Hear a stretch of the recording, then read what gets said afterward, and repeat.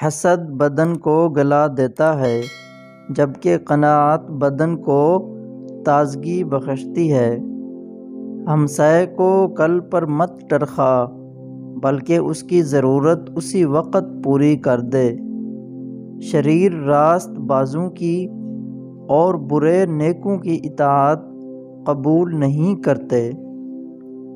جو بندہ خاموش رہتا ہے وہ بہت دانا ہے، کیونکہ کثرت کلام سے کچھ نہ کچھ گناہ سرزد ہو جاتا ہے۔ سچا آدمی 7 بار بھی گرے تو اٹھ کھڑا ہوتا ہے، جھوٹا ایک ہی بار گرتا ہے اور پھر نہیں اٹھتا۔ نفس کی نگرانی کرو ورنہ بے سعادت مند کہلاؤ گے۔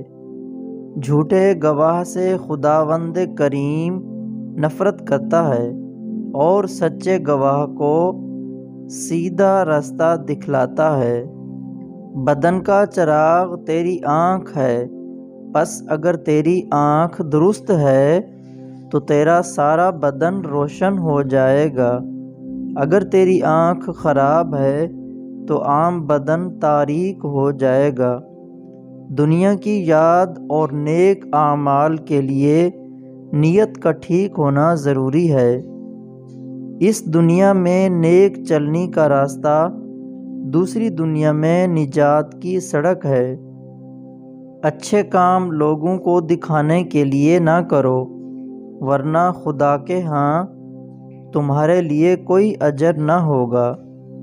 اپنے واسطے مال زمین پر جمع نہ کرو جہاں کیڑا اور زنگ خراب کرتا ہے اور چور چرا لیتے ہیں، بلکہ اپنے لیے آسمان پر مال جمع کرو جہاں نہ کیڑے کا ڈر ہے نہ چوری کا، کیونکہ جہاں تیرا مال ہوگا وہیں تیرا دل لگا رہے گا۔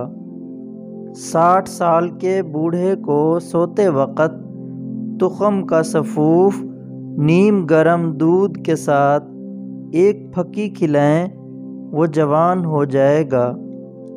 آگ کے ایک ذرہ کی مانند ایک بدکلمہ انسان کی حالت کو تباہ و برباد کر دیتا ہے۔